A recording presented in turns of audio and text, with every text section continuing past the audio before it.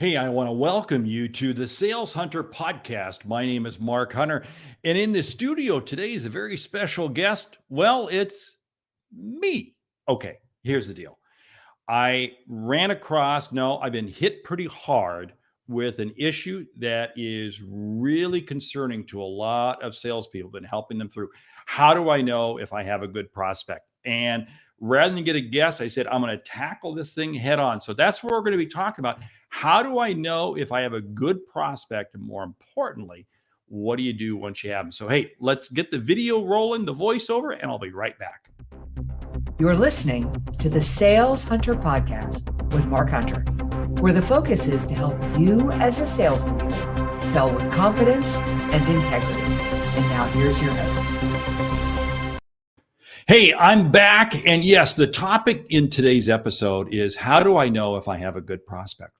Here's the situation. I want you to really think this through. Are you spending too much time with too many prospects? Whoa, what do you mean by this? Okay, here's the deal. I want you to be spending more time with fewer prospects.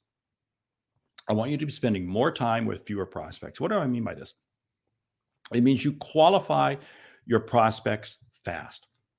I see far too many people. What happens is they get all these prospects, or they think they have prospects when they really have nothing more than suspects. Now, here's the big key difference. You can have a name. Okay, that's great, a name. And I say that you can have a lead. That's great. But you can have a marketing qualified lead. In other words, marketing qualified lead is, okay, it's one that, okay, they downloaded an ebook. They, participate in a webinar or something. That's a marketing qualified lead, but that doesn't make them an SQL sales qualified lead. And more importantly, a one that you want to spend time with. Now, here's the deal. I want you to qualify fast by asking whoever it is that you have in front of you right now, what is their urgent need? What is their urgent need? Now, this is the big difference between, it's not just their need, it's their urgent need. Now, here's why. The number one reason sales do not close is because the customer chooses not to make a decision. That's right. The customer chooses not to make a decision. So they may have a need, but it's not urgent enough for them to make a decision. So what you have to do is you have to screen very quickly, very effectively as to whether or not they have an urgent need. Let's dive into this and let's unpack this. What do I mean by this? Here's the situation. I'm talking to somebody, and just because they responded, just because they have a conversation with me, that does not mean that they are a prospect. That means they're just a suspect. Oh, what's the difference between a suspect and a prospect? A suspect is one who appears and does all the mannerisms of a prospect, but is not a prospect. What do I mean by that? That means it's somebody who, hey, they will respond. They'll take your phone call. They'll take your meeting. I can tell you many, many times when I was in my corporate role, I would take meetings with salespeople, and I was purely a suspect. I wasn't, the salesperson thought I was a prospect, but I was a suspect. All I was doing, I was just looking to gather information. I was just looking to gather insights that I had no desire, no plan to do anything, but I was going to get information from them. You see, they even uncovered a need, but they didn't uncover an urgent need. So here's the situation. You have to begin asking your customers, your prospects, your suspects, your leads, whatever, early on. First of all, you got to validate, what is the need? What is the need that they have? And the need may be a pain, may be a gain. It may be to minimize something. It may be to optimize something. It doesn't matter what it is, but they're looking to do something. And more importantly, what is the urgency to do it now? Because if there's no urgency to do it now, they won't do it. I'll give you an example. I recently moved to Texas, and we have a wonderful backyard that we're looking to do some upgrading to and really make some things happen. So I have a need that I want to put in a great grill back there, and I want to put in great furniture. I want to do some things. But you know what's interesting? It's 105 degrees outside, and it's going to be 105 degrees outside for the next 3-4 months. It's not urgent. It's not urgent. So you could say, I have a need, but it's not urgent. Now, you might say, well, it's urgent that it's going to happen this year. Yes, it's going to happen this year. You see, this other thing. The urgency has to fall within the cycle of what it is that you sell. Whoa, let me back up and explain what I mean by this. If what you sell is a long sales cycle, then my 4 month or 5 months of saying until I really decide to do something with my backyard is not an issue. If, however, what I'm selling is a low dollar value item and I really rapidly move through sales, then no, it's not urgent. And I'll come back to you in a few months. You see what I'm doing is I'm spending more time with fewer prospects. So the questions you want to be asking, and don't hesitate to ask your prospects difficult questions. I see too many salespeople, what they do is they want to just move the process along. Okay, that's fine. I totally get it. Okay. You're having a conversation with a prospect and you simply want to get the next step. Okay, totally understand. But here's the whole situation. Even that's taking time. Even that's taking your time. So I want to ask you. So why is it that we're having this conversation today? And I don't hesitate. In fact, I was on the phone earlier today with a person and a potential consultant client, and I said, so why is it that we're having this conversation? And he shared with me. And then I followed up and I said, so how does this fit into your business plans? You see, what I'm trying to figure out is what's the urgency? You have to ask some time-oriented question. And you've got to be deliberate with this. Ask a time-oriented question early in your prospecting phase. And here's the reason this is also important. Because if I wait and not find the urgency until I get further down the road, then what happens is I can fall victim to putting a price on the table and not knowing the urgency. And then because I think you need to buy urgently, I get into a panic to try to close the deal when it's not. And the only one that benefits is the customer. I don't benefit. So my whole premise here, how do I know if I have a good prospect? I want to sit here and I want to ask the customer, why are we having this conversation? Now, I'm not going to ask that type of question all the time, but I'm going to ask, what is the issue you're trying to deal with? What is it that you're trying? And I want to build on that. In other words, whatever it is they share with me, I'm going to come back and I'm going to ask them another couple of questions on it because I got to make sure I understand that fully. And now, if they can't answer that, what does this begin to tell me? This begins to tell me that, you know what? They're not the decision maker. This begins to tell me they're not the user. They're just the person who was sent out front as the lead person to go get some pricing, to go get some information. I don't want to deal with that person. See, again, we've all heard of BANT, the old BANT technique, B-A-N-T. And we can argue that, yeah, it's out of date. But there are some fundamentals of it that remain. But I can reframe it much differently, much better. So I'm going to ask them the question. Why is it? What is it that you're trying to solve? What is it? And I'm going to go down deep with them because again, in the prospecting phase, as soon as I have a level of confidence, is that phase when they're most likely to tell me the truth. If I wait till we're negotiating a contract, guess what? They're going to tell me anything they want to tell me to try to get a lower price. So I'm going to stay up high. And the prospecting phase, get this information. Then I'm going to sit there and begin to ask them. So how critical is this to get this taken care of now? And again, by doing the prospecting phase, I get truth. But I now begin to understand as to whether or not I have a prospect that is worthwhile. Now, here's the other piece that you got to understand. This is also helping you to understand as to whether or not the outcome they're looking for fits into the outcomes that you provide. You see, if you've been following me for any period of time, you'll know that I talk very heavily about your ICP, your ideal customer profile. Absolutely critical that you know who your ideal customer profile is and you stay in that lane. The more you stay in that lane, the more of an expert you can become. And the more of an expert you can become, actually, the faster you close sales because you know those people better and you understand their needs better. And you become the go-to person because of the level of confidence and competence that you exude and the customer receives from talking to you. So that's great. See, so what's happening is your understanding as to what not the outcome they're looking for matches up with outcomes you provide. Because if it doesn't match up with outcomes you provide, guess what? They are undoubtedly not in your ICP. Now, you notice I approached that from that manner. I didn't approach it from saying, do they first fit your ICP and then outcome? No, I said outcome, then to your ICP.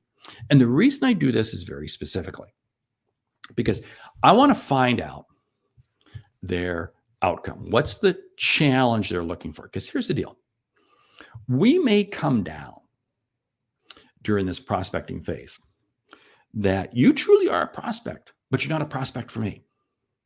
And I need to refer you to somebody else. And that's great. And that's great. See, I still win. I still win. Because now if what you're looking for is, okay, it just doesn't line up to what I do, but I can refer you to somebody else. And that somebody else is able to complete a sale. I still look good. I've done my job as a salesperson. I know that rubs some of you the wrong way, but I firmly believe that. But here's the whole situation. Chances are when they tell you what the outcome is, you're going to be able to recognize that and begin to align that up with others that you've been able to assist, you've been able to help. And you're going to know just from the initial conversation you've had with them and background, maybe a little bit of work that you've done with them, that, yeah, they do, that ICP is that they exude, that they look like matches up to your ideal customer profile. And there's a fit. You see, here's the whole situation. It really isn't a hard process, but you have to be willing to let go. So stop and think about what I've been talking about up to now. What I've been talking about up to now is really several things. One, I want you to spend more time with fewer prospects. I want you to get the suspects off your plate. Just because they're willing to return a phone call, just because they're willing to do something for you, does not make them a prospect. Okay. Two, I want to be asking difficult questions right up front. Hey, what is it that you're looking for? What's the issue you're trying to solve? And this is extremely important to ferret out the suspect or even the fake, the pseudo prospect who's calling you looking for a price. Because it's so easy. Somebody calls and all they want is a price. All they want is a price. And for the newer salesperson, they go, oh, wow, this is a great prospect. This is a great prospect. When all they're doing is they're just looking for you to give them a price that they can then use against you to get a better price from who they're already buying from or somebody else. This is especially true in the commodity business. Very, very dangerous. You can't win in that game. So what I'm doing here is I'm saying, I got to understand what their need is. So when I have somebody who calls me up and says, hey, just give me a quick price, my answer to this, and this is the answer I want you to do, my answer to this is simply, hey, we've got a number of options that we can provide. And the last thing I want to do is see you waste money on something that's not right for you. Do you agree? You don't like wasting money, do you? Oh, no. I don't like wasting. Great. Help me out with a couple of answers for a couple of questions. What is it that you're looking for? How are you going to use this? You see, what I basically have done is I've gained the permission to probe deeper with them because I asked for permission by getting one up on them by saying, "Hey, I don't want to see you waste money. Nobody likes to waste money, right? Oh, no, no. Nobody wants to waste money, right? Right." And what this also does is very simply this. This is a very quick approach to help you find out as to whether or not you're dealing with somebody who can actually make a decision or somebody who's just gathering prices. Yeah. I have this happen a lot. I have people who call me and they want to have me speak at their sales meeting. And it's just, hey, what's your fee for a keynote?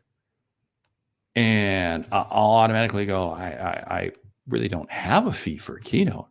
Tell me a little bit about what you're looking for. And I don't want to see you. I don't want to see you spend money bringing me in when I'm not the right fit.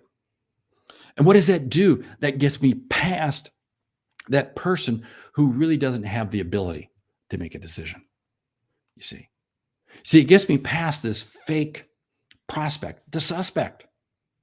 You see, if I'm going to spend time talking to somebody, I want to spend time talking to somebody who has a level of knowledge and a level of insight and can help me with it. Again, it comes back to, I want to take, if I have 100, what I think are prospects, I want to be able to isolate them down to where I'm really only spending time with 10 of those.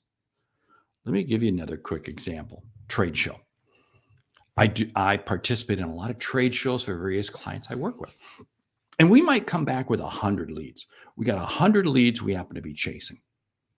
And that's great. We had this just the other day. But then I say, stop. I want to absolutely narrow it down to who are the top 10. We're going to put all of them into a drip campaign. That's fine. That doesn't take any level of work.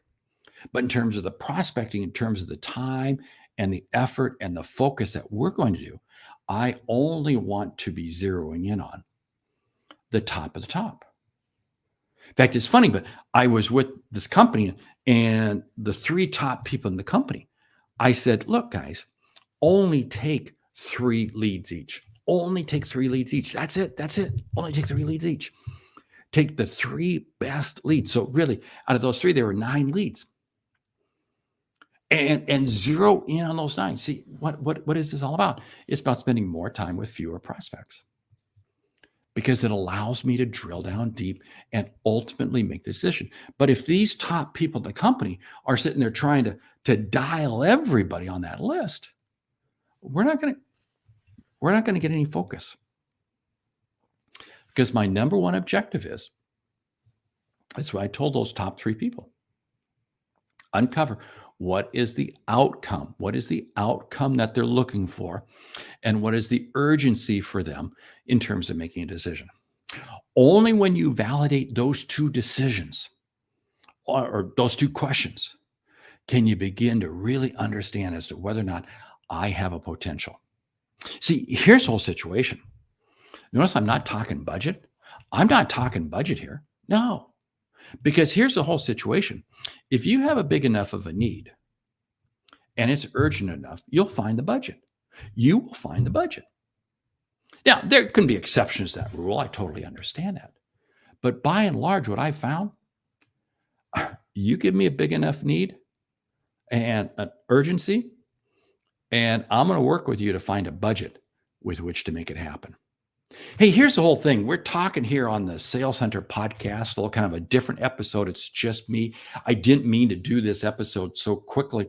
I didn't mean to do another solo episode so quickly after the last one I did about 3 weeks ago or so.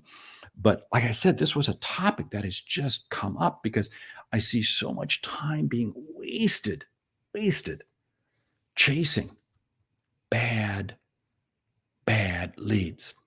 And what's interesting is if you're watching the video here, you see the